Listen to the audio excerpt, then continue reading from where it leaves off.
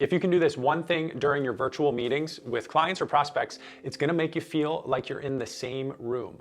Now, of course, we know that being face-to-face there's a lot of intangible and nonverbal things that happen where there's a connection that can be made, but you can make almost as good of a connection. And really here's an example. Before 2020, 90% of our new clients were local, right?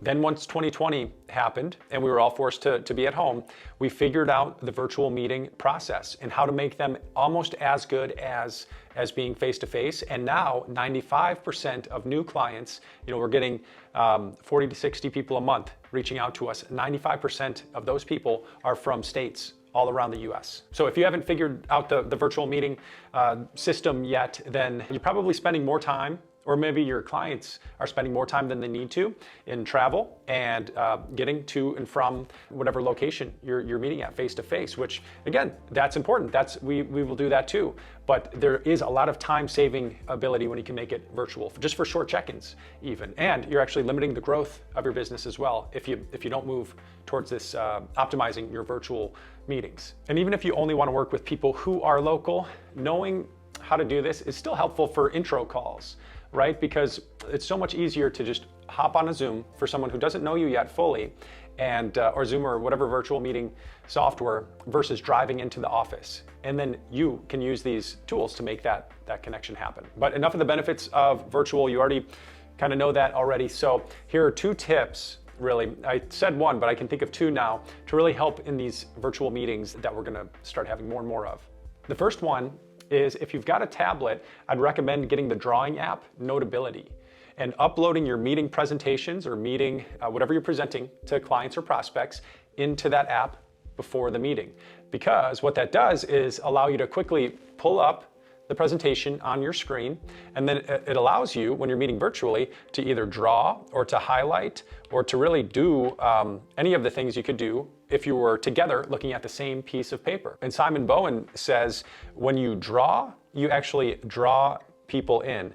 There's a really important drawing we'll do in the first or second meeting around the different types of services that we offer and why people want to have the comprehensive financial planning. So that's a key drawing we'll use, and there's many others that we'll show and use in the meeting. And let me see if I've got any other examples. Well, here's just an example of a client review meeting when we're going over the numbers and highlighting and looking at the different accounts and things like that. And then this wasn't used in a previous video I did of just next action steps after an initial meeting or after a client meeting, when we're summing up what we're going to do next for that client. And some of the other visuals that we have are just, things explaining some of the complex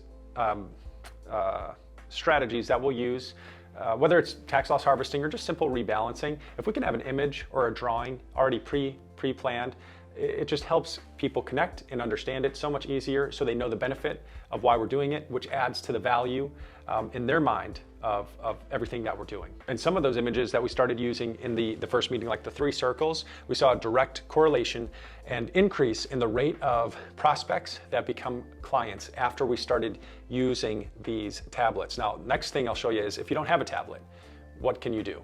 So if you saw the latest update on if you've got an iPhone, iOS 16, you now have an update that allows you to turn your phone into a camera that instantly connects with Zoom or GoToMeeting or whatever you're using for virtual meetings.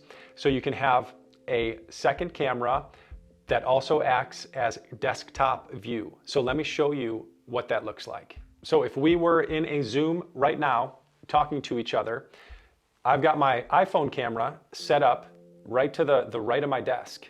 So it looks like this, a little bit different angle. And that same camera, there's a button on Zoom. Once you upload or get iOS 16, that's called Desk View. And when you do that, that same camera instantly is now showing my desk. So you can have your piece of paper like you'd have if you were sitting with a client, and you could be looking at whatever you're gonna be doing with different things and drawing the pictures right here. So I actually don't even know how it works, because the camera is here and it's also showing this image here, which is pretty wild when you think about it.